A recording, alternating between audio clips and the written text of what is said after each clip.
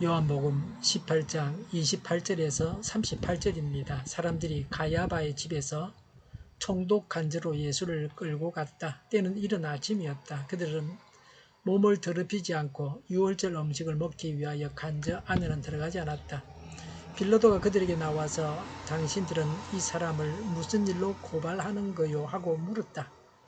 그들이 빌라도에게 대답하였다. 이 사람이 악한 일을 하는 사람이 아니라면 우리가 총독님께 넘기지 않았을 것입니다. 빌라도가 그들에게 말하였다. 그를 데리고 가서 당신들의 법대로 재판하시오. 유대 사람들이 우리는 사람을 죽일 권한이 없습니다 하고 대답하였다.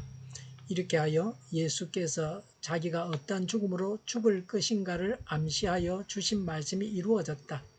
빌라도가 다시 관저 안으로 들어가 예수를 불러내서 물었다. 당신이 유대 사람의 왕이요? 예수께서 대답하셨다. 당신이 하는 그 말은 당신의 생각에서 나온 말이요. 그렇지 않으면 나에게 가나요? 다른 사람들이 말하여 준 것이요? 빌라도가 말하였다. 내가 유대 사람이란 말이요. 당신의 동족과 대제사장들이 당신을 나에게 넘겨주었소. 당신은 무슨 일을 하였소? 예수께서 대답하셨다. 내 나라는 이 세상에 속한 것이 아니요. 나의 나라가 세상에 속한 것이라면 나의 부하들이 싸워서 나를 유대 사람의 손에 넘어가지 않게 하였을 것이요. 그러나 사실로 내 나라는 이 세상에 속한 것이 아니요. 빌라도가 예수께 물었다. 그러면 당신은 왕이요? 예수께서 대답하셨다. 당신이 말한 대로 나는 왕이요. 나는 진리를 정언하기 위하여 태어났으며 진리를 정언하기 위하여 세상에 왔어. 진리에 속한 사람은 누구나 내가 하는 말을 듣소. 빌라도가 예수께 진리가 무엇이오? 하고 물었다. 빌라도는 이 말을 하고 다시 유대 사람들에게로 나와서 말하였다. 나는 그에게서 아무 죄도 찾지 못하였소. 아멘. 28절에 예수님은 이른 아침에 새벽 4시에서 6시쯤 되었습니다. 가야바의 집에서 빌라도의 공간으로 끌려가셨습니다. 사람들은 몸을 더럽히면 유월절 음식을 먹을 수 없기 때문에 공간 안에는 들어가지 않았습니다. 민수기 19장 7절, 신명기 23장 11절에 이방인의 집에 들어가면 부정해집니다. 부정을 벗으려면 옷을 빨고 하루가 지나야 합니다. 이것이 유대인의 정결입니다. 겉으로는 정결한 것 같은데 생각과 그 사람 자신이 깨끗해야 합니다. 이들은 하루살이는 걸러내고 낙타는 삼키는 자들입니다. 의인은 불법으로 죽이면서 의식적인 정결을 지키려고 했습니다. 바보들입니다. 29절에 그래서 빌라도가 나와서 물었습니다. 빌라도는 교만하고 잔인한 인물이었습니다. 그런 빌라도가 이른 새벽에 유대인의 요구에 응해서 나온 것은 축제기간의 밀라를 우려한 것입니다. 예수님은 빌라도 앞에 서셨습니다. 29절에 빌라도는 무슨 일로 고소하는 거요? 30절에 악한 일을 해서 총독께 넘긴다. 31절에 빌라도는 당신들의 법대로 재판하라.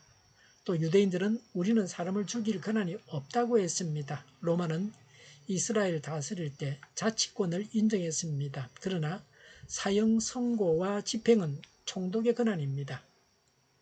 유대인들은 예수님을 죽일 작정을 하고 있었습니다. 빌라도는 예수님을 죽이려고 하지는 않았습니다. 그러나 빌라도는 예수님께 사형을 선고한 자가 됩니다. 권한은 때로는 치욕이 됩니다. 빌라도는 지금도 우리가 신앙 고백할 때마다 예수님을 죽인 자를 입에 오르내립니다. 세상 권세를 바르게 사용하지 아니하면 죄가 됩니다. 사람들은 권세를 가지려고 하지만 권세를 가지기 때문에 죄를 짓습니다. 사실 유대인들은 스데반이나 야고보를 쳐 죽였습니다. 법으로는 유대인들이 사형을 집행할 수 없었습니다. 그러나 실제로 사형을 집행했었습니다. 로마인들도 이것을 모른 채 했습니다. 그리 중대한 일이 아니라고 눈 감아 준 겁니다. 그러나 예수님은 유대인들이 공공연하게 십자가에 매달아서 극형에 처하려고 했습니다. 그래서 빌라도의 허락을 받아내려고 했습니다. 예수님의 입장에서는 모든 인류의 죄를 다 사시기 위해서 십자가를 지기를 원하셨습니다. 32절에 이렇게 해서 예수님께서 예언하신 바가 이루어졌습니다. 이것은 예수님께서 예언하신 바입니다. 요한복음 3장 14절에 모세가 광야에서 뱀을 든 것 같이 인자도 들려야 한다. 요한복음 8장 28절에 인자가 높이 들려 올려질 때에야 라고 하신 말씀이 이루어져 가고 있습니다. 38절에 빌라도는 예수님에게서 아무 죄도 찾지 못했다고 했습니다. 빌라도의 판단은 무죄였습니다. 35절에 유대인들과 대제사장들이 예수님을 빌라도에게 넘겼습니다. 빌라도는 예수님께 무슨 죄를 지으셨는지를 몰라서 여쭙고 있습니다. 35절에 당신은 무슨 일을 하였소? 라고 했습니다. 빌라도는 유대 종교 지도자들과 예수님의 대립과 갈등을 잘 알고 있었습니다. 예수님께서 로마 황제에게 반영하지 않는다는 것도 다 알고 있었습니다. 그래서 31절에 빌라도는 당신들의 법대로 재판하라고 했습니다. 예수님을 정치적 죄목으로 재판해서는 안 된다는 겁니다. 36절에 하나님의 나라는 이 세상에 속한 것이 아닙니다. 빌라도 같은 불신자는 하나님 나라에 대해서 전혀 관심이 없습니다. 그래서 불신자들은 하나님 나라에 들어갈 준비를 하지 않습니다. 불신자들은 하나님 나라에 들어가지 못합니다. 우리 믿는 사람들은 하나님 나라에 속해야 합니다. 이 세상에 속해서는 안 됩니다. 우리가 성경 보고 예배드리고 기도하는 것은 이 세상에서 잘 먹고 잘 살기 위한 것이 아닙니다. 우리는 하나님 나라에 속한 자입니다. 하나님 나라를 위해서 사는 사람들입니다. 33절에 빌라도는 예수님을 향해서 유대인의 왕이냐고 했습니다. 당신을 유대인의 왕이라고 하니 참으로 우습다는 말입니다. 34절에 예수님께서 빌라도에게 질문하셨습니다. 빌라도의 생각에서 나온 말이냐? 누가 해준 말을 듣고 하는 말이냐? 라고 물었습니다. 빌라도가 말한 왕은 정치적인 메시아를 말하는지 영적인 왕을 말하는지 알 수 없습니다. 단순히 유대나라의 왕 정도로 말했던 것 같습니다. 37절에 예수님은 스스로 왕이라고 하셨습니다.